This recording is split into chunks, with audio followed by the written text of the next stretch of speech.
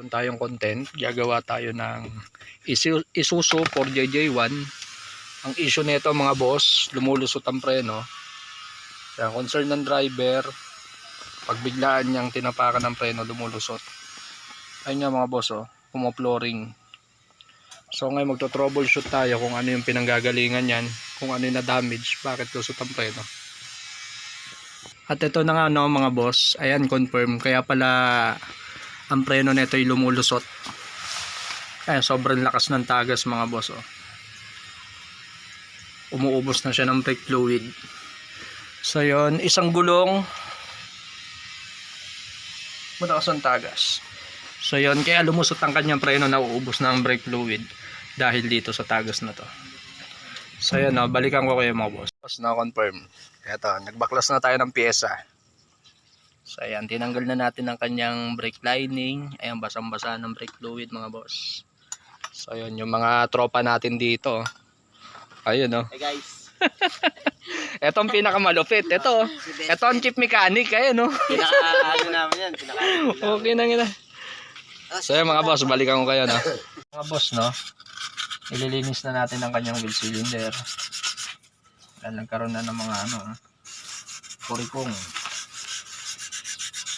Para hindi tumagas kagad yung goma.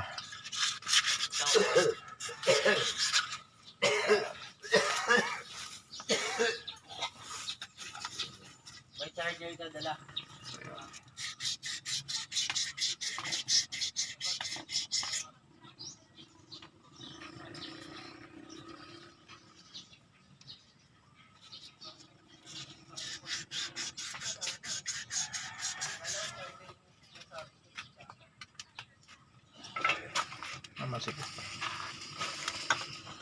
So yan mga boss, ginawa natin na 4JJ1 yung preno lusot.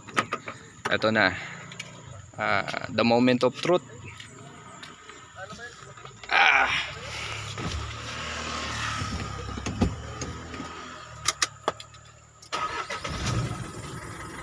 So yun, andar.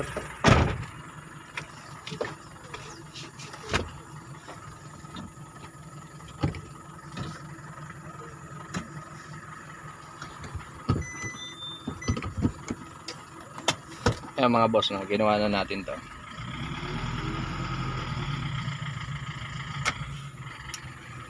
Ayun, okay na mga boss.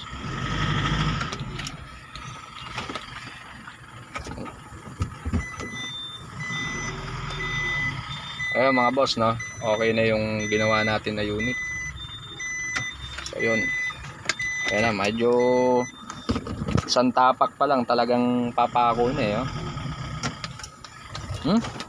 Ayan mga boss.